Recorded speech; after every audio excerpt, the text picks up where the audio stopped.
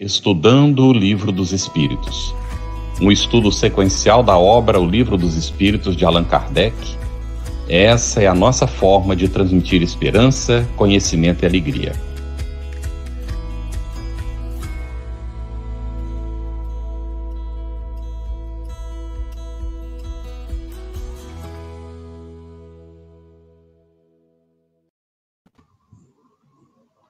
Olá, sejam todos muito bem-vindos. Estamos juntos em mais uma noite para estudarmos o Livro dos Espíritos.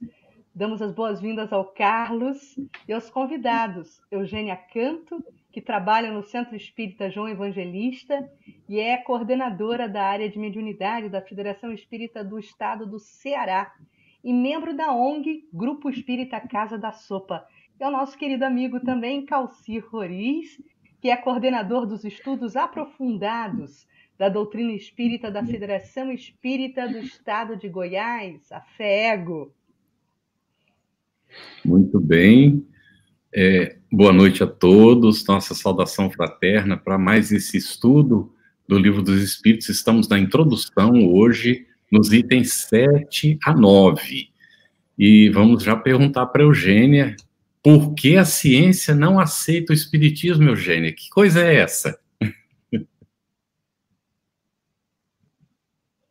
Microfone fechado. Boa noite aos amigos internautas, a Cris, ao Carlos, ao Calci.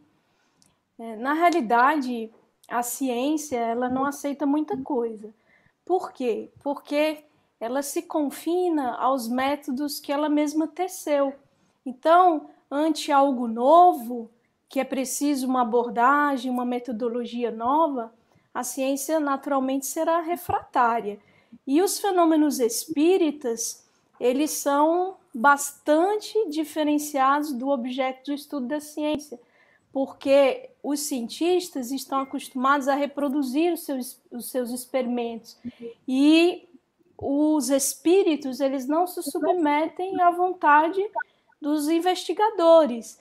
Então, quando se trata de um fenômeno qual o espírita, que envolve inteligências livres de desencarnados que possuem sua vontade, elas naturalmente não se submeterão à vontade ou ao capricho, Kardec usa esse termo, dos cientistas ou de quem quer que seja que tente investigá-los de forma leviana e até cética mesmo, né? Calci, e aí fica a pergunta, né? Como é que o espiritismo age diante dessa negação da ciência? Uma bela noite para todos os companheiros, muita paz e um belíssimo estudo do Livro dos Espíritos. Introdução. Bom, a postura dos espíritas diante, muitas das vezes, da negativa da ciência ou dos cientistas, é de absoluta tranquilidade. Eurípides Barçanufo, que agora completou 103 anos da sua desencarnação, ele tem uma frase sensacional que ele diz: poderoso é o sol da verdade.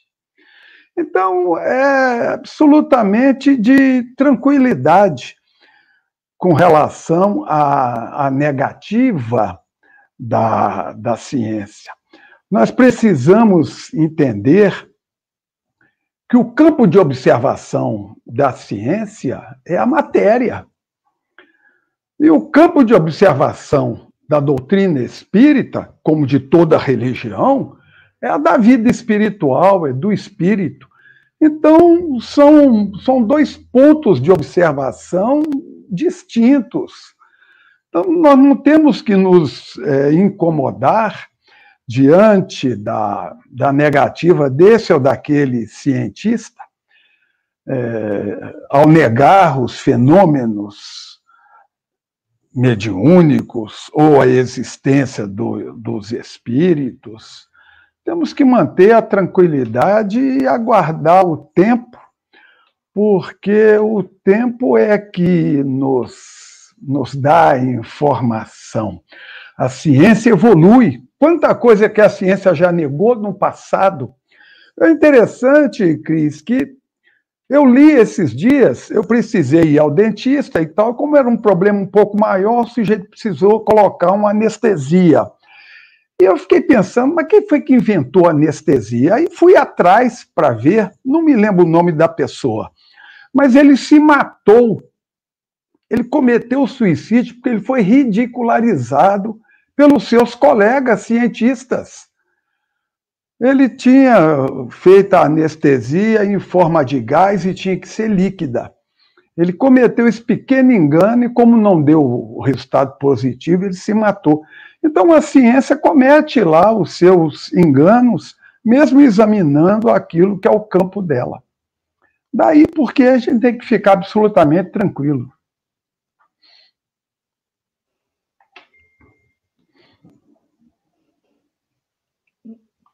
Seu microfone, Carlos. Liga aí, por gentileza.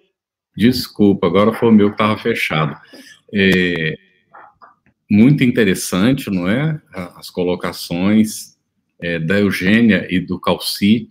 E nesse item 7 da introdução do Livro dos Espíritos, Kardec, inclusive, comenta, né, na sequência do estudo que ele apresenta. A ciência propriamente dita é, pois, como ciência, incompetente para se pronunciar na questão do espiritismo.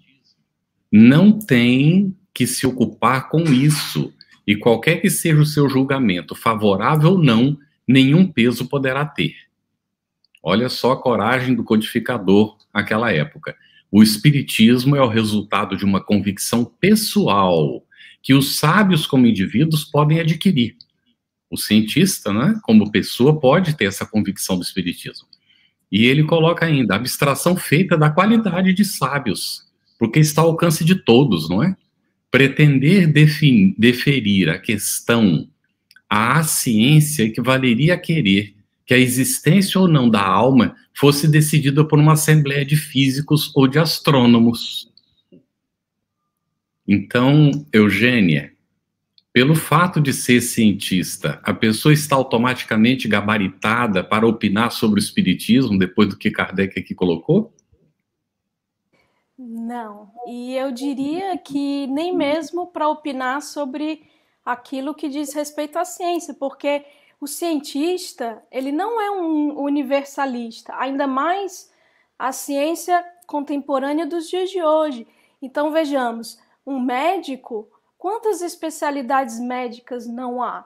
Aquele que se especializou, por exemplo, em oftalmologia, em retina, até mesmo dentro da mesma área, é possível que ele tenha alcançado um grau de especificidade tamanho nos seus estudos que ele já não é mais capaz de estar opinando sobre a área do colega. Então, mesmo no âmbito de uma única e mesma ciência, há uma especificidade muito grande hoje. E não raro, um que se especializa num ramo A de determinada ciência e outro que se especializa num ramo B também não vai estar apto a opinar. E reforçando o que o Calci coloca, os cientistas, né, na realidade, quando se diz a ciência, são os cientistas, né, que fazem a ciência. Eles, não raro, como ele cita o exemplo, são refratários a ideias que são muito à frente da época em que elas chegam. E Kardec, inclusive, vai dar alguns outros exemplos sobre isso nesse mesmo item 7, salvo engano, no parágrafo 5º, que o que era chacota para um certo número de cientistas que proscreveram certas ideias, revelou-se, pouco tempo depois, bastante útil, inclusive promovendo certos avanços. Portanto, o cientista, ele nem sempre estará apto a opinar. E outra coisa também, nós temos um hábito de conferir autoridade a alguém simplesmente pelo fato da pessoa ter feito uma graduação ou uma pós-graduação em determinado assunto. Isso pode conferir-lhe autoridade nesse assunto, mas ainda assim devemos levar em conta que em todas as áreas, em todas as searas, há os competentes e há os incompetentes. Então, não o cientista não está apto a opinar sobre o espiritismo. E, quiçá, sobre ciência, a depender do ramo da ciência. Também não está. Muito bom. Calci, vamos fazer aqui uma regressão na história, né? Paris, século XIX, capital do conhecimento do mundo, né? A nata da sociedade, dos saberes.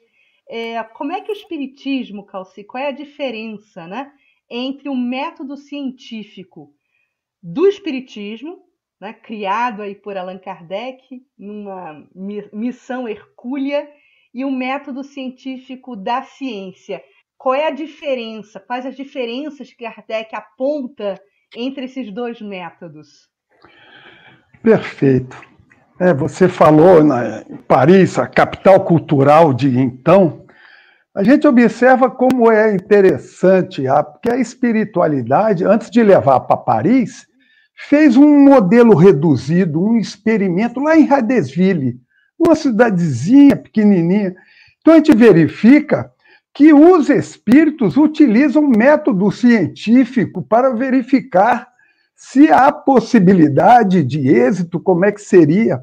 Então, obtido o êxito em Hardesville, leva para a grande capital do mundo.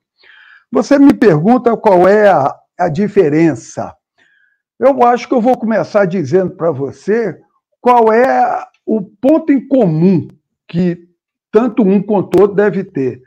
Completa isenção de espírito. Não adianta querer examinar uma coisa quando você já tem a certeza absoluta de que você não vai acreditar, nem vá, porque é bobagem. Nem inicia, porque é besteira, né? Então, o que diferencia um modelo é exatamente o campo de observação. A coisa observada. A ciência se dedica à matéria. E é bom que seja assim. É bom que seja assim. Porque, de tanto observar a matéria, eles chegaram à conclusão de que a matéria não existe. Eu acho que seria a hora da gente se vingar e perguntar para ele, então, doutor, o que existe? Qual é a única realidade do universo?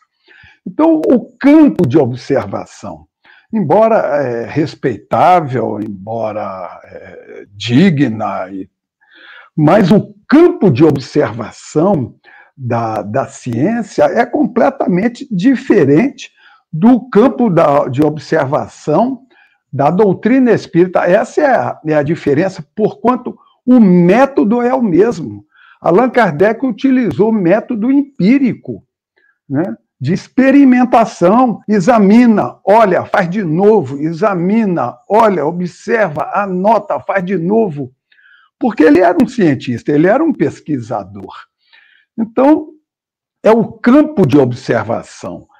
A Eugênia Canto nos brindou com uma informação importante aí. É preciso que se debruce sobre a matéria, né, de maneira tal a que se possa observar. Então, se você tem objetos diferentes de observação, é preciso que venha com um olhar adequado para aquilo. A Eugênia falou, ali está um espírito, o espírito tem vontade. Se ele não quer se manifestar, não tem reunião que dê jeito, que faça com que aquele espírito se manifeste. Ele tem vontade, ele tem inteligência, ele sabe, ele não quer. A gente verifica o espírito da verdade. Está lá em Obras Postas, na minha missão, lá no final do livro, em que o espírito da verdade se coloca ao dispor de Allan Kardec por 15 minutos a cada mês. Uma vez por mês, 15 minutos. Então, é o espírito colocando, na minha agenda eu só tenho esse tempo. Então, a ciência não pode querer que o espírito se manifeste naquela hora, se ele ali não está ou se ali ele não quer. É interessante, o Calci me fez lembrar que o Chico sempre falava, né? Que o telefone toca de lá para cá, não é daqui para lá, não é? Então, nós estamos trabalhando com um objeto que tem livre-arbítrio, independência, é um ser vivente, não é uma matéria inerte que vai corresponder às expectativas que a gente tem da metodologia, não é? É muito interessante isso. E aqui, Eugênio, olha só, a Isolda Martins fez uma pergunta. Chegará o tempo em que a ciência terá a certeza da vida espiritual? Olha só, Kardec afirma: o espiritismo está todo na existência da alma e no seu estado depois da morte. Aproveitando a pergunta da Isolda, algum dia os cientistas virão a concordar com a necessidade de adaptar sua metodologia para o estudo do objeto do espiritismo, que é a alma, sua sobrevivência e a sua comunicabilidade com os encarnados? Certamente, sob pena de ficar para trás. E Kardec, inclusive, sabiamente vai colocar no 5º parágrafo do item 7 da introdução, a que fizemos menção há pouco, que quando as ideias, no começo elas têm resistência, mas quando elas se vulgarizam, aí os cientistas sim vão aceitá-la, porque são evidentes. E uma coisa que eu gosto de lembrar é que a falta de evidência não é evidência de falta. Então, os cientistas, eles oferecem alguma resistência no começo, mas da feita que aquilo se estabelece, seria uma grande tolice, mais que isso, seria uma grande ignorância deixar de investigar aquilo que constitui, no dizer dos próprios espíritos, o mundo real. Né? Lembremos que em lições anteriores nós vimos aqui, o mundo corpóreo é um mundo que poderia jamais ter existido sem afetar o mundo primordial de onde todos nós viemos e para onde retornaremos. Então, da feita que se estabelece que a alma existe, é imortal, que o mundo real é o mundo espiritual, por que não investigá-lo? Seria ficar para trás, né? Aguardemos o tempo. Tem coisas que demoram bastante tempo. E aqui, para citar um exemplo, na Grécia Antiga, em 270 a.C., Aristarco de Samos, com a sua verve investigativa e os seus métodos, havia concluído já que a Terra girava em torno do Sol. Pasmem, sistema heliocêntrico. Né? Ele fez medição de distâncias da Terra para a Lua, da Terra para o Sol, a partir de eclipses lunares. E ele, então, postulou que a Terra girava em torno do Sol. Mas um sujeito chamado Cláudio Ptolomeu disse, não, quem gira é o Sol em torno da Terra. E esse sistema prevaleceu por milhares de anos. Somente por volta de 1400, ali, já alta Idade Média, é que Copérnico, Kepler, Galileu vieram, então, dizer que quem gira em torno do Sol é a Terra e não o contrário. E Galileu foi condenado por heresia por conta disso, né? Então, aguardemos, é uma questão de tempo. E esse tempo chega, né, Eugênia, queiramos nós ou não. Me lembro muito do paizinho de Calci, Ederlindo de Sarroris, que dizia assim, a lei do progresso, ela é inexorável. A gente faz uma homenagem a ele, querido Ederlindo. É isso mesmo, não dá para conter, não. Daqui a pouquinho a gente vai estar com a convicção dessa realidade espiritual. Mas olha, nós estamos avançando, meus amigos, e já estamos nos debruçando agora sobre o item 8 da introdução, e Kardec afirma: acrescentemos que o estudo de uma doutrina, qual a doutrina espírita que nos lança de súbito numa ordem de coisas tão nova quão grande, só pode ser feito com utilidade por homens sérios, perseverantes, livres de prevenções e animados de firme e sincera vontade de chegar a um resultado. E como é que segue Kardec, Carlos? Como é que continua aí?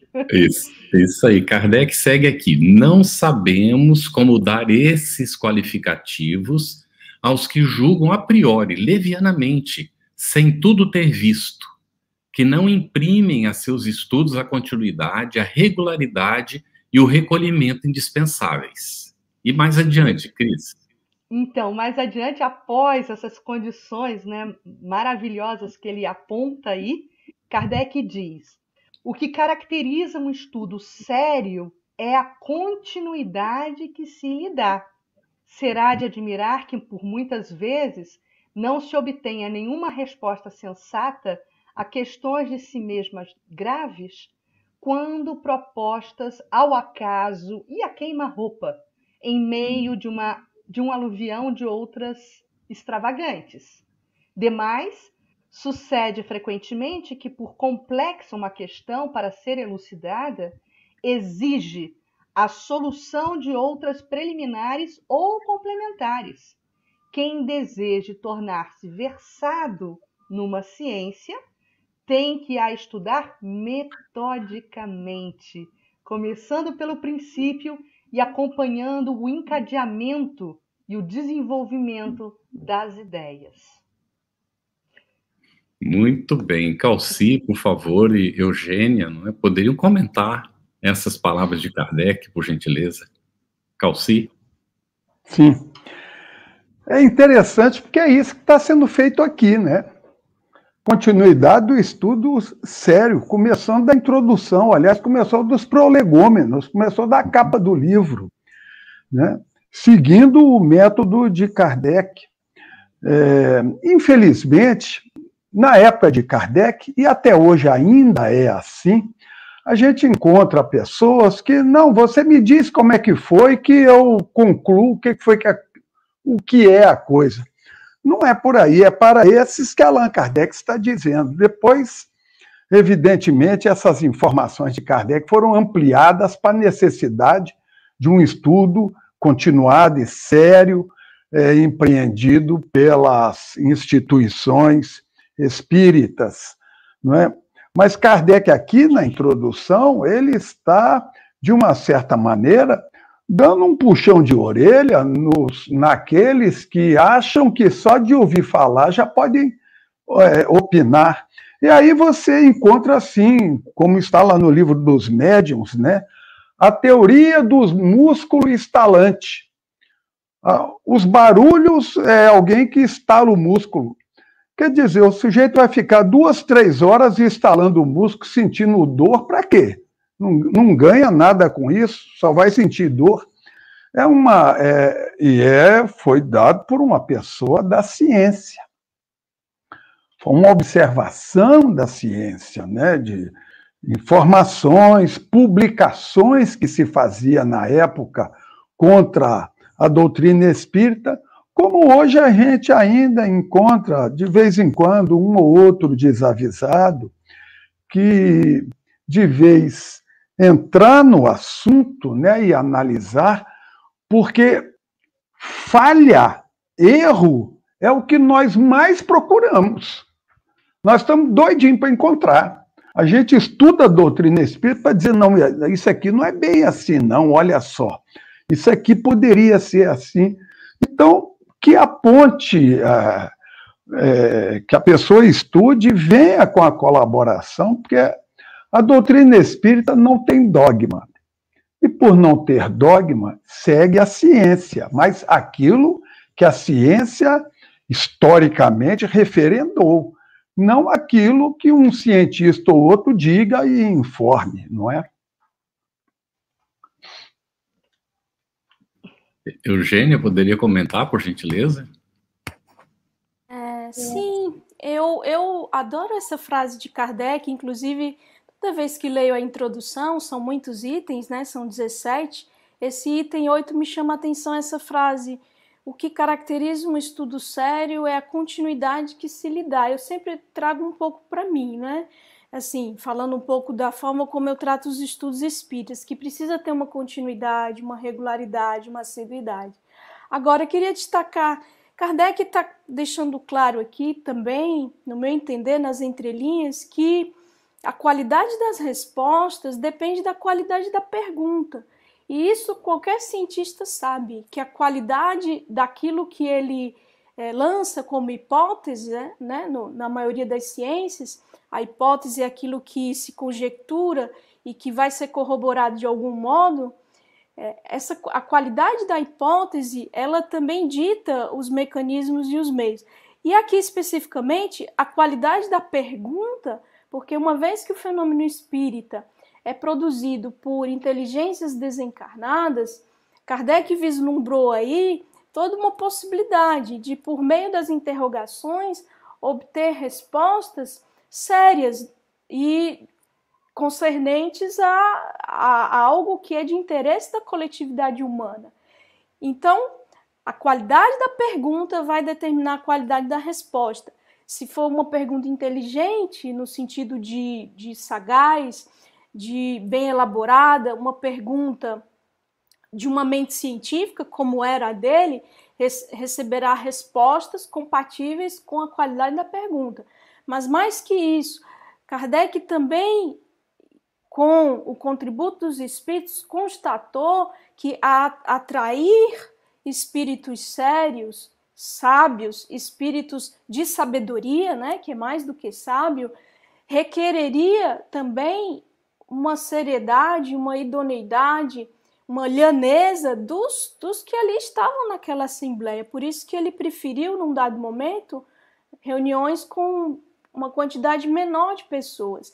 A intenção com que se busca a contribuição dos espíritos afeta diretamente também na atração deles para aquela assembleia, para aquele núcleo, para aquela reunião, né? A questão da sintonia, e naturalmente espíritos mais adiantados vão se sentir atraídos por reuniões em que as pessoas buscam com uma intenção séria e benéfica. Muito bom, Eugênia. Olha, Carlos, eu quero aproveitar o ensejo aqui para encaixar duas perguntas dos internautas. Sim. Uma, pode ser? Uma é do Marcos Paulo. Ele formulou a pergunta 8/16. E como o Calci estava nos falando sobre a teoria pueril dos músculos estalantes, hein, Calci? Essa pergunta vai para você, tá? Olha, ele pergunta o seguinte: a matéria tem poder de agir sobre o espírito? Por que o espírito age sobre a matéria? Kardec provou. Agora, o Marcos pergunta o contrário: a matéria tem poder de agir sobre o espírito? Perfeitamente em nível espiritual médio para baixo. Não é? O espírito que já conseguiu um nível tal, é ele quem controla a matéria, e a matéria não exerce nenhuma influência sobre ele. Né? Aliás, nós estamos aqui para isso. Deus nos deu uma massa extraordinária e falou: ó, aprende lá, mexe com aquele negócio lá, até você aprender a controlar aquilo. É como se a gente desse um Lego assim para uma criança, nem mandasse ela montar. Então, ela aprender a controlar um cubo, uma coisa assim.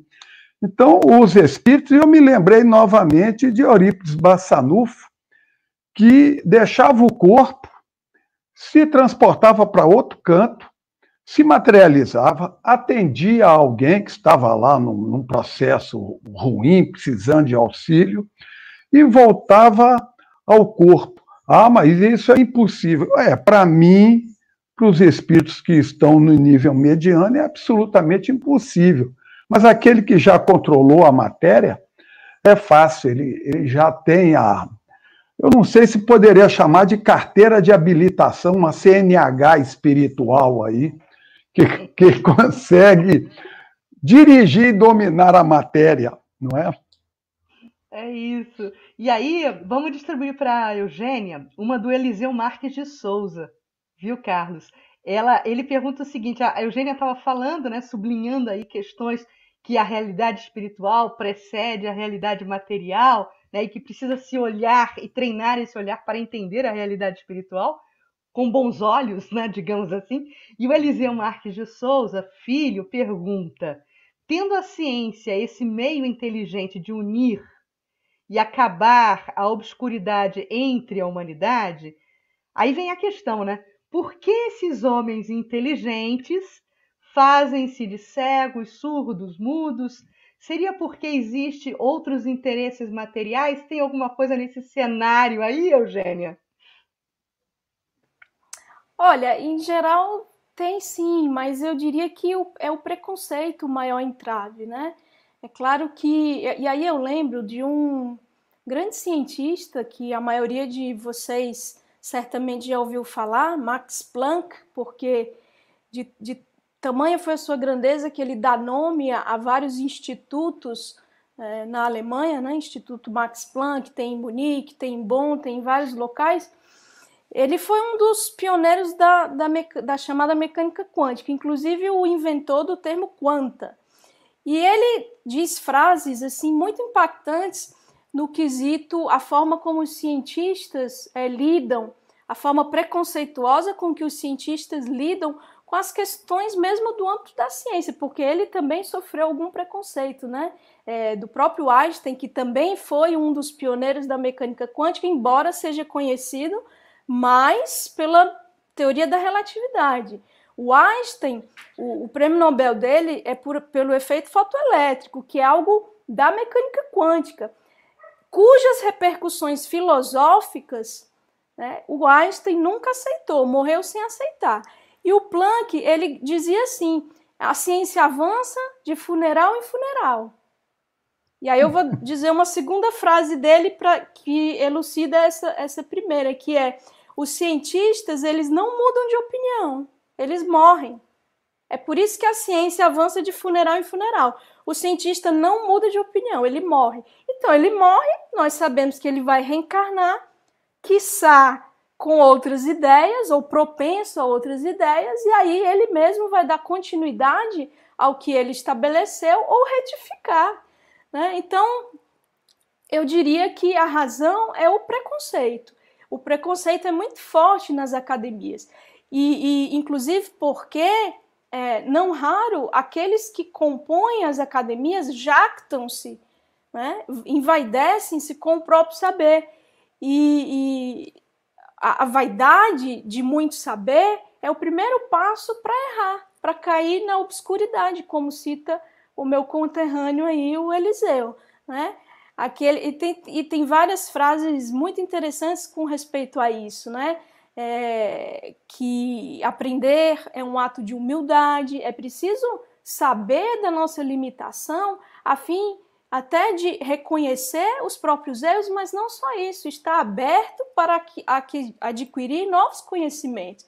Aquele que acha que sabe tudo não vai acrescentar nada ao próprio saber, né? Então, também tem esse fator de muita vaidade, que graça ainda próprio do nosso estágio evolutivo, né? Mas que nos meios acadêmicos eu diria que é bastante acentuado, porque são meios que congregam pessoas muito inteligentes, né? Pessoas de um brilhantismo notório, mas que o seu brilhantismo que serve em um setor pode não servir em outro. Isso, interessantíssimo. Continua. Isso. O que está sendo colocado é muito interessante. E eu tenho duas questões aqui também, Cris, né, relacionadas. Uma delas, eu li há algum tempo, eu não lembro de memória agora, não é qual foi o livro, que experiências realizadas evidenciaram que o observador influencia, especialmente nos fenômenos espirituais. Então, estavam fazendo experiências numa sala com algumas pessoas, com globos de luz aparecendo, não é, por influência dos médiuns e dos espíritos, utilizando o ectoplasma dos médiuns, produzindo globos de luz. Entrou uma pessoa, os globos foram se apagando, porque ele não acreditava que aquilo era possível. Então, enquanto a pessoa ficou, acabou a experiência. Quando a pessoa saiu, eles voltaram de novo, e os globos voltaram a aparecer e se acender. Então, eu queria que vocês comentassem um pouquinho sobre isso, essa questão de o objeto ser objeto, mas o objeto observado sofrer influência do observador, não é que a ciência também examina isso, não é?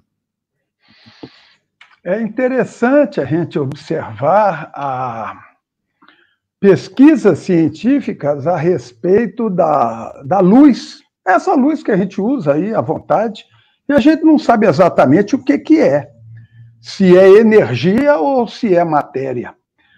E o interessante é que o experimento que tentaram fazer, chegaram à conclusão de que ora ela se comporta como energia, como uma onda vibratória, ora se comporta como matéria, pelo resultado que ela imprimia, que a luz imprimia.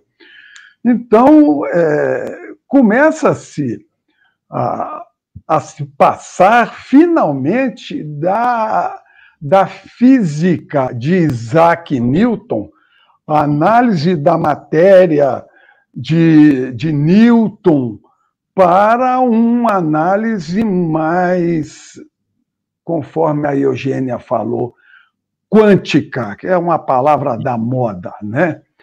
Ou seja, das possibilidades que a matéria oferece, N possibilidades. Então, a gente observa que no próprio campo da matéria existem dúvidas inúmeras, imensas. A origem do universo foi um Big Bang, mas explodiu quando? Eu me lembro de uma redação de uma criança que o universo, e ela escreveu: no início não havia nada, e de repente tudo explodiu. É uma criança que fala, mas os cientistas dizem isso. Quer dizer, você parte do nada para o tudo numa facilidade, porque eles são obrigados a utilizar essas artimanhas para poder explicar a coisa observada, não é? E aí, na sequência disso, né, a gente perguntaria, Eugênia,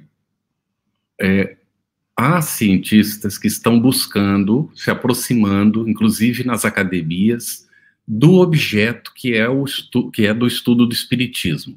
Não propriamente a alma ainda, não é? Que pode ser ainda muito cedo, seria romper demais com a barreira, até a própria psicologia, que é a psique, que é a própria palavra, a psique é a alma, que seria a psicologia, o estudo da alma. Com Freud, deixou de se estudar a alma na psicologia. Então, essa palavra alma é um tabu tremendo, né? Que Kardec, inclusive, começa, como a gente já estudou aqui, definindo claramente o que o espiritismo entende por alma, para não haver confusão, não é?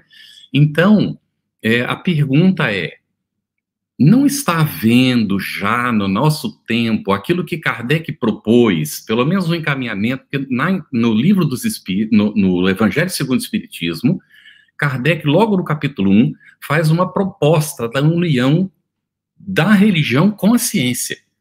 O que era um assunto que ali era um tanto quanto tabu, apesar de que se falava, não é? Mas que Kardec teve a coragem de enfrentar. Então, a pergunta vai nesse sentido. Já não há, nas academias, uma certa, digamos assim, qual é a palavra, gente? Uma certa, já aproximação, já uma certa aceitação, digamos, de estudar, por exemplo, o efeito do passe, o efeito da oração, como a gente tem visto de vez em quando, não é? Publicações relativas a isso. Comenta um pouquinho para nós, Eugênia. Não seria um caminho da aproximação, de alguma maneira, não da ciência e da religião nos seus dogmas? Porque a religião tem os seus dogmas. E a ciência também criou seus dogmas. E ficou aquele choque de dogmas. Kardec não está falando de união de dogmas. Quando ele fala da aproximação, da união da ciência e da religião, é no sentido mesmo do objeto de estudo, que algum dia será o mesmo. Afinal de contas, nós vamos ao encontro do entendimento de Deus, não é? Vamos ver. Então, a pergunta vai nesse sentido. Será que já não estamos tendo uma aproximação? De alguma maneira, pelo menos por alguns acadêmicos, alguns cientistas? Sim, eu diria que sim. Basta olhar os currículos de algumas universidades, não só no Brasil e fora do Brasil também, que já inserem de algum modo a espiritualidade, ainda que não com a nomenclatura própria do espiritismo. Agora, com respeito, por exemplo, aí o que o Cauci colocou, né? Em um dado momento, Cauci coloca que há algo no sentido de que não existe matéria, né? Eu gosto muito de ouvir um cientista, um físico já desencarnado, desencarnou em 2014, ficou a carta de obras dele e de vídeos na internet, que ele falava, num certo sentido, no lugar de autoridade, porque foi discípulo do Werner Heisenberg, aquele do princípio da incerteza. Fez o seu doutorado com aquele cara que inventou a bomba de hidrogênio nos Estados Unidos, Edward Teller, e o seu pós-doutorado com o Heisenberg. E, posteriormente, ele foi por longos anos, quase 20 anos, presidente do Instituto Max Planck em Munique, que é o Instituto Max Planck devotado à física atômica, né? Ele era pesquisador de física de partículas ou física atômica. E ele escreveu um livro que se chama exatamente Es gibt keine Materie, não existe matéria. E eu, que gosto de ouvir as entrevistas dele, ele deu várias para a mídia leiga alemã, foi entrevistado por vários portais, né? Ele dizia claramente, alles ist Geist, tudo é espírito. É claro que nós não somos ingênuos de imaginar que ele estava se referindo ao espírito, assim como o espiritismo postula ou investiga, porque tem também uma questão de semântica, uma questão epistemológica que deve ser investigada. Mas um cientista desse quilate, né, ganhou até o Prêmio Nobel Alternativo, né, que é chamado no Brasil de... Lá é chamado de Prêmio Nobel Alternativo e aqui é da sustentabilidade, algo assim. Esse cara, ele fala claramente, está tudo interligado e não são assim frases que se diz a esmo, tentando conectar a física quântica ou a mecânica quântica, melhor dizendo, com a espiritualidade. É um cientista, a priori não espiritualista, porque ele é todo de uma gens ou de uma escola alemã que é bem cética e racional, e que afirma claramente, inclusive os seus interlocutores perguntam, mas isso não é muito esotérico? Isso parece muito esotérico, e ele explica, não, é assim mesmo. E aí quando vemos, por exemplo, para citar pesquisadores estadunidenses, né, da Universidade de Santa Clara, que escrevem um livro, O Enigma Quântico, que começa exatamente com a narrativa do quão o observador influencia nos experimentos da física. E ele diz como subtítulo, onde a física encontra a consciência, né? Aí você pode pensar, alguns dão o nome de espírito, outros dão o nome de consciência, mas não é bem a consciência. O termo que o Hans-Peter Dürr, o pesquisador a que me refiro, utiliza é Geist. Geist é espírito. Consciência seria Bewusstsein. Então, a ciência ela já está chegando lá, só que há um contingente de cientistas que é refratário. Isso porque, do mesmo modo que Kardec coloca no seu texto da Introdução ao Livro dos Espíritos, que em 1752 muitos proscreveram a ideia do Benjamin Franklin, do para-raios, e outros tantos na França proscreveram a ideia do Robert Fulton, e isso foi um atraso para os franceses, também aqueles que optam por ficar para trás, né?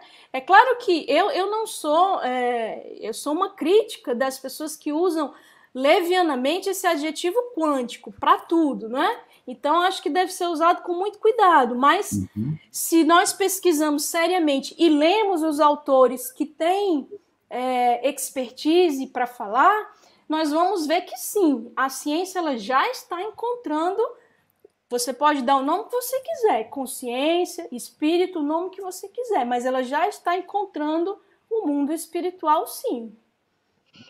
Muito bom, Eugênia. E olha, com satisfação eu me lembro também de Marcelo Gleiser, que há 2 anos ganhou um dos maiores prêmios da Academia Científica, o prêmio Templeton, né? E ele dizia, e diz, e defende essa ideia, que nenhuma teoria criada pelo homem é perfeita. Ele defende essa aproximação da ciência com a espiritualidade. Vejam só o potencial dessa jovem mente brasileira, né? Marcelo Gleiser, lembramos-nos dele também. Bom, seguindo, Calci, então já que temos aqui, com a doutrina espírita, uma pérola nas nossas mãos, o que o estudo do espiritismo proporciona de novo? De novo, não de novo outra vez, mas de novo como novidade, né? Isso. De novo como novidade. porque até então não se falava em espírito como a abordagem que Allan Kardec apresenta. Ele dá a roupagem da análise científica, mas apresenta o conteúdo da religião, né, do sentido moral. O que é que me traz de novo? Qual é o benefício que a doutrina espírita me dá? Esse livro é muito grosso, é muito grande, eu vou ler. O que eu vou ganhar lendo isso tudo e estudando? Você vai saber quem você é. Você vai perder o medo da morte. A morte é uma ilusão. A morte é uma ilusão. Aliás, a morte é uma benfeitoria. É como se a matéria dissesse para você, porque você não é o corpo, é o espírito. É como se a matéria dissesse para você, para mim já deu, eu cansei, eu fico por aqui, vou me renovar e constituir outros elementos. Você prossiga e a gente segue. Esse é o novo que a doutrina espírita traz para a gente. Você sabe de onde veio, o que você está fazendo aqui. Eu fico imaginando, a Eugênia falou do Aristarco, eu fico lembrando desses filósofos desse tempo, eles deveriam ficar malucos para entender o sentido da vida. Sem o componente espiritual, a vida é uma besteira, é uma bobagem, né? Você nasce, cresce, daqui a pouco pega uma doença, casa, não sei o quê, fica velho, morre, acabou. Qual é o sentido da vida? A doutrina espírita vai dizer para você qual é o sentido da vida. Progresso infinito, até você atingir um nível tal que não precisa da matéria, porque você já a dominou. Interessantíssimo. Eu me lembro da frase: nós nascemos no berço da matéria, fomos colocados nas experiências que nos proporciona o desenvolvimento para nós nos libertarmos da matéria, não é? Porque, na essência, somos seres espirituais. A gente tem o hábito de falar o meu espírito. O correto é dizer meu corpo, né? Mas mesmo nós espíritas, é pelo hábito, né? O costume, às vezes, não tem a expressão, inclusive. E a gente fala meu espírito. Na verdade, realmente tem que dizer meu corpo, porque nós somos essa essência, eu sou o espírito. Cada um de nós é o espírito, não é? Mas nós vamos nos acostumar a isso com o tempo, especialmente a gente adentrando esse período aí da regeneração, não é? Com muitas opções de nós aprendermos a viver em fraternidade, não é? Seguindo o lema que Kardec colocou: trabalho, solidariedade, tolerância, nós chegaremos lá, não é? Aqui, Eugênia, dentro do que Kardec coloca para nós no item 9 da introdução, que se deve entender por manifestação inteligente? Vou já responder. Eu queria saber se eu poderia fazer um pequeno à parte a resposta do Calci. Sim. Que, conforme ele falava, eu lembrei que Kardec é pródigo na Revista Espírita de artigos em que ele diz que as ideias espíritas elas vão se propagar não com o nome espiritismo. A arte será um veículo. Então, ele cita em vários artigos pedaços de peças, ou poemas, ou livros, em que a ideia espírita está ali inoculada. Não está o nome espiritismo, porque as pessoas tinham um preconceito, mas todos os fatos espíritas, da imortalidade, da reencarnação, enfim, da comunicabilidade dos espíritos, etc. E conforme ele falava, então, eu lembrei daquela famosa frase, né? Nascer, morrer, renascer ainda e progredir sem cessar, tal é a lei. Essa é uma frase que não foi dita por nenhum espírita, ela foi escrita por um literato, Wolfgang von Goethe. Ele escreveu isso. Então, as ideias espíritas elas vão se espalhar como vêm se espalhando através da arte, não necessariamente com o rótulo de espíritas. E mais recentemente, um filme do ano passado, salvo engano, o filme Soul, da Pixar. Olha o nome do filme, Alma. Sou. Então, é um filme que trata de espiritismo sem o rótulo espírita. As ideias vão se propagando, até que todos nós, se queremos realizar algo de edificante, de salutar, vamos ter que nos ocupar com essas ideias, né? Sejamos cientistas ou não.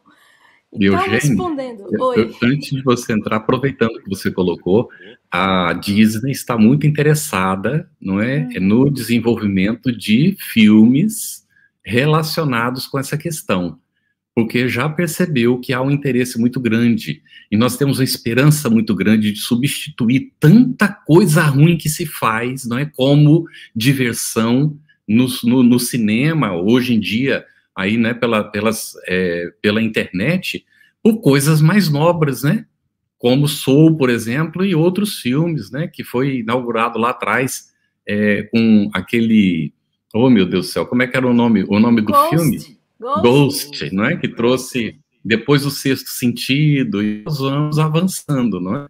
Mas, por enquanto, ainda é o interesse comercial. Mas o que acontece? Essas pessoas, ao pesquisar, começam a travar contato e começam também a ver, não é? Que isso é uma realidade. E aí, cada vez mais nós vamos nos aproximando da nossa arte e acontecendo aquilo que a Kardec comenta, e Leon Denis também desenvolve, que algum dia vai haver a arte espírita de fato, não é? Então, a pergunta que se deve entender por manifestação inteligente é aquela manifestação em que fica positivamente caracterizada, né? Ou seja, sem dúvida nenhuma, a ação de um pensamento e de uma vontade, que é o que caracteriza os seres inteligentes da criação, é o pensamento e a vontade. Então, aqui não confundir com o inteligente no sentido de a manifestação é inteligente porque o que foi dito é sábio, é ponderado, é inteligente no sentido de antagônico ao ignorante, ao incipiente. Não. Inteligente no sentido de ser a expressão de um pensamento e de uma vontade livres, né? Nesse sentido é que se define manifestação inteligente em contraposição às manifestações puramente físicas, né? Que não denotam, que não tem um teor de conteúdo inteligente nesse sentido, de um pensamento que se elaborou, né? Muito bom. Ossi, agora para você, já que a Eugênia colocou aí já uma diferenciação entre manifestações inteligentes e manifestações físicas, por que Kardec, naquele primeiro momento, se interessou pelas manifestações, de uma forma geral? Kardec é o paradigma daquilo que deve ser todo espírita. Em primeiro lugar, não ser um empolgado, não é?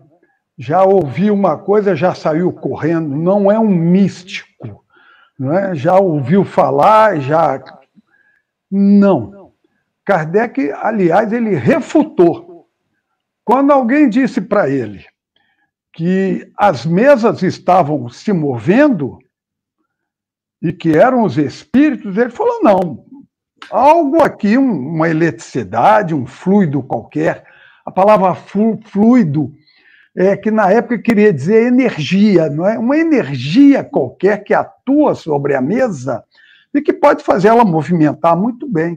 Então, ele leva para o campo do racional, aliás, é um dos fundamentos principais da doutrina espírita, né? Usar o raciocínio. Não admita nada que a tua razão negar. É preferível que você despreze 10 verdades do que admitir no meio delas uma mentira. Isso é o princípio do racional, do usar a razão acima de tudo. E é o que ele sempre fez na vida dele. Então, convidado, ele refuta, ele não quer saber das mesas girantes. Ele diz, é facilmente explicável, pode ter um elemento qualquer e tal, não tem nada sobrenatural, não. Pode ser algo muito natural e material. Mais tarde ele ouve dizer, ele é informado de que as mesas estavam apresentando uma manifestação inteligente, conforme a Eugênia colocou muito bacana para a gente. Manifestação inteligente é aquela em que há uma possibilidade de comunicação.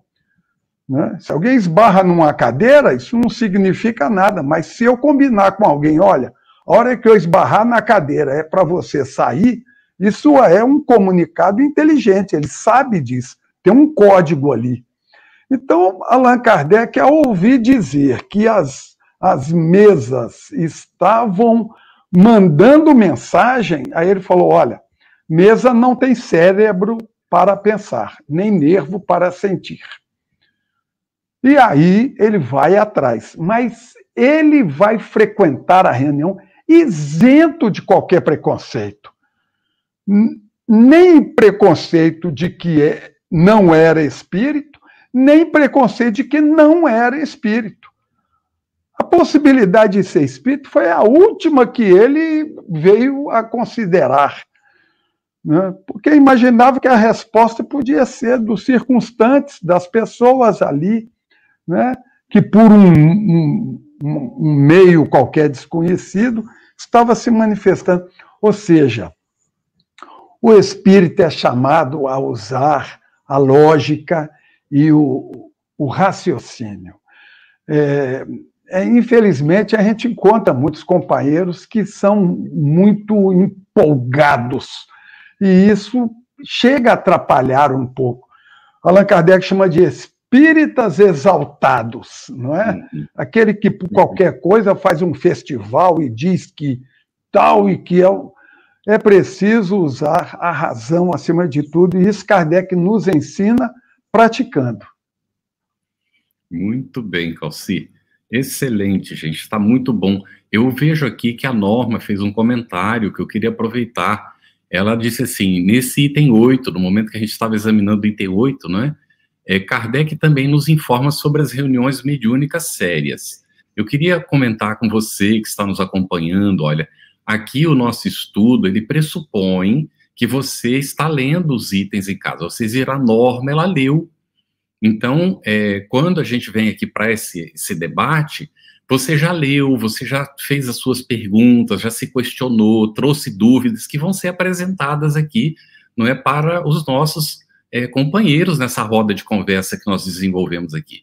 Então, olha, felicitações à Norma, de fato, no item 8 também fala das reuniões sérias, que a gente também vai aprofundar ainda nos nossos estudos aqui, não é? E Alexandre Ladwig, não sei se falo bem o nome dele, ele diz assim, a continuidade do estudo é que vai dar a qualidade das descobertas, não é, dentro daquilo que a gente já comentou aqui. Perguntas inteligentes, respostas geniais, que também já foi destacado como Kardec soube perguntar, não é? E a Eugênia hoje aprofundou essa questão. Então, Alexandre aqui está dizendo para nós compartilharmos os conhecimentos, não é? Os conhecimentos são revelações dos espíritos, mas como Kardec disse também, não nos isenta do esforço, porque é o esforço que nos leva a nos desenvolver, não é? Então, Jeane faz uma pergunta aqui, gente. Qual o motivo dos físicos serem, Jeane Lima, qual o motivo dos físicos serem ateus? Nem todos são, mas vamos dizer, por que a maioria é ateu? O que vocês colocariam? Eugênia, por gentileza, depois Calci? Olha, eu queria colocar, a primeira colocação essa que você já fez, Carlos, nem todos são. Uma vez, Jeane, acho que é aqui do Ceará, uma vez eu tive ensejo de assistir uma palestra com um físico cearense que reside no Rio atualmente, porque é professor da UFRJ, Cláudio César Lenz, um grande físico de partículas, inclusive trabalhou numa equipe que quase ganha o prêmio Nobel. O Cláudio César Lenz, ele é evangélico, e eu sabia que ele era evangélico, e ao final da palestra eu perguntei o que ele achava em termos proporcionais no ambiente da física, né? Ele já transitou por vários países, como seria em relação a ateus e não ateus, eu sabendo que ele era um religioso. E ele disse que acha que é 50-50, metade-metade. Então, isso já é um grande avanço, né? Nem todos são, muitos não são. Agora, o cientista, ele deve procurar separar um pouco, no sentido de que a crença pessoal dele é o que Kardec coloca num dos parágrafos aí da introdução. A crença pessoal dele diz respeito a uma crença pessoal, né? O que ele estuda deve seguir certos parâmetros, né? Claro que aos poucos esses parâmetros eles vão incluindo o mundo espiritual, mas não é de súbito, porque a academia tem suas normas.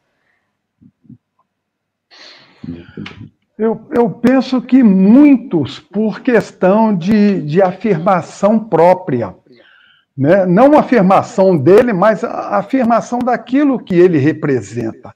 Porque a gente tem que observar o seguinte: a ciência nasceu da religião. Foram aqueles companheiros religiosos que começaram a se destacar pelo pensamento e tal, e aí nasce a escolástica, as universidades e tudo mais.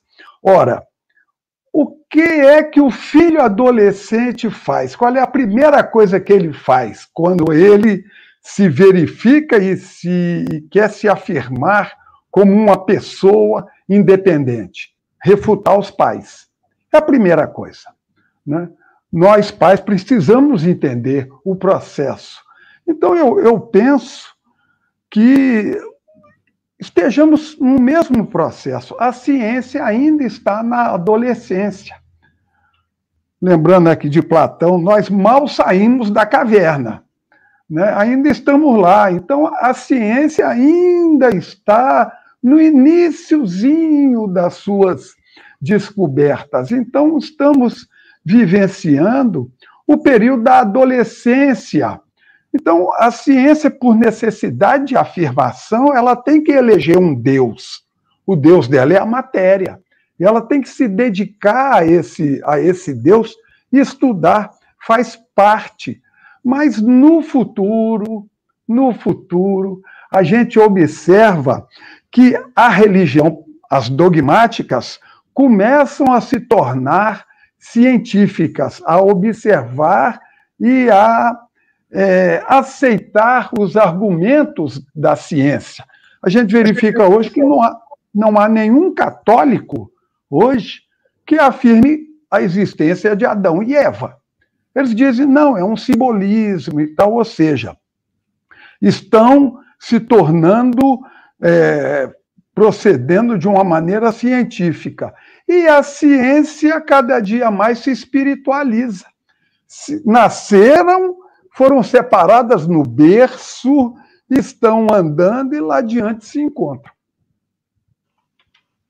Cris, nós temos mais uma perguntinha que apareceu agora. Deixa eu pegar aqui. É do Eletro Mais, é isso, Carlos? Eu estou vendo aqui uma última do Eletro Mais. Uhum. Por enquanto eu vou fazer essa daqui do Carlos Brenla, eu creio. Bem rapidamente, Eugênia, só para não deixar de atender. Qual a visão da ciência do ectoplasma? A ciência já examinou? Você tem alguma informação de que a ciência tem examinado o ectoplasma? Sim, porque quem deu nome ao fluido universal, ao fluido magnético de ectoplasma foi um cientista, foi Charles Richer. Então, o ectoplasma nasce no ambiente científico, né? Charles Richer, depois quem quiser pode ler sobre ele num livro publicado pela Federação Espírita Brasileira do nosso conterrâneo e amigo Samuel Nunes Magalhães. Ele era um cientista, foi prêmio Nobel, inclusive, salvo engano, em 1913. Isso, muito bem. É essa daqui, Cris, da Alexandra Beth. Ah, sim. Aqui. É porque eu me desconectei, aí eu me perdi no limbo, sabe? Tá certo. Sabe, Campete, mas faz aí para mim, por favor. Tá bom, tranquilo. Ela diz assim, uma dúvida. Para o Calci é a última essa, Calci. Por que na época de Kardec havia tantas manifestações e hoje não se vê tanto como antigamente? Quem sabe que a gente terá novamente, né? Não se sabe agora. o período, pelo menos, aquele era o período daquela semeadura. Hoje nós somos chamados a usar a razão para entender. Naquele momento era preciso impactar, era preciso chamar a atenção da religião dogmática e dos cientistas dogmáticos, né? Era preciso abalar as estruturas, né?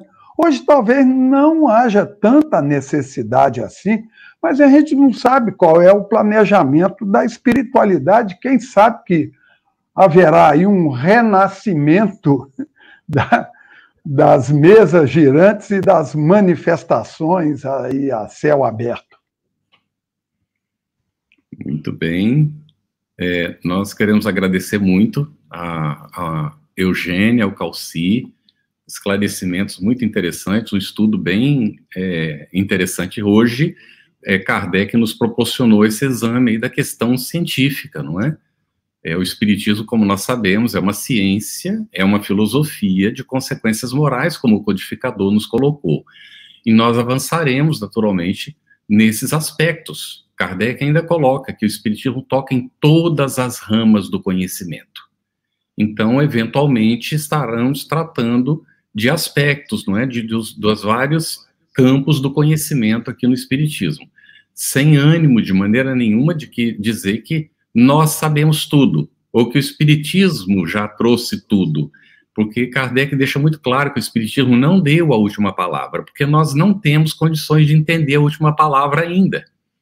Então é preciso que a gente amadureça. O codificador foi muito sábio, ele foi colocando progressivamente, né? Apresentava a ideia, deixava amadurecer o grande laboratório. Para você que está estudando, se você está começando, o grande laboratório, a gente costuma dizer que foi a Sociedade Espírita de Paris, não é que Kardec tinha. No entanto, ele tinha uma extensão desse laboratório, que se chama Revista Espírita. São 12 volumes escritos pelo próprio punho do codificador. E que ele usava como um balão de ensaio, ele lançava as ideias e recolhia as repercussões. E aquilo que ia se sedimentando pela reação dos espíritos em vários lugares, através de vários médios, e que iam chegando a ele, ele ia então compondo as obras, que ele já sabia. E quando ele lançou o Livro dos Espíritos, que ele examinou a questão, num dado momento ele disse: tenho pela frente 10 anos de trabalho para concluir a obra. E foi mais ou menos esse o tempo que ele trabalhou depois. Ele já tinha uma visão. Quando lançou o Livro dos Espíritos, ele tinha a visão de qual era a doutrina espírita na sua totalidade, tanto é que os outros livros vão ser o desenvolvimento de cada parte do Livro dos Espíritos. E usando como esse balão de ensaio, como a extensão do grande laboratório, a Revista Espírita.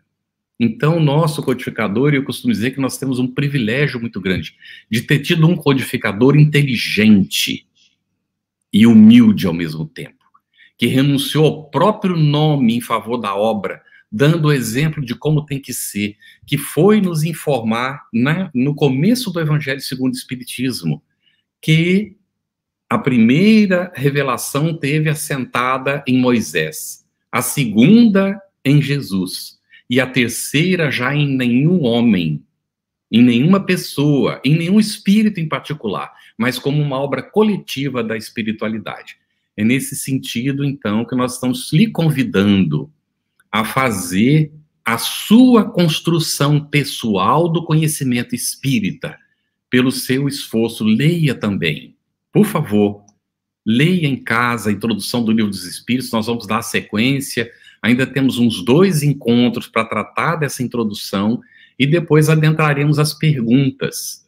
Traga as suas dúvidas, não é? Apresente pertinente, relacionada com o assunto que nós estamos estudando, que nos facilita muito, para nós termos aqui uma sequência e irmos aprofundando progressivamente conforme Kardec nos propôs realizar o estudo. Agradecemos muito sua atenção, né, a sua participação nesse nosso estudo. Continue conosco, divulgue o trabalho, não porque nós queiramos qualquer projeção pessoal aqui. Nós desejamos que o máximo de pessoas tenha a chance de conhecer o Espiritismo. Se você é simpatizante, está começando agora, seja muito bem-vindo.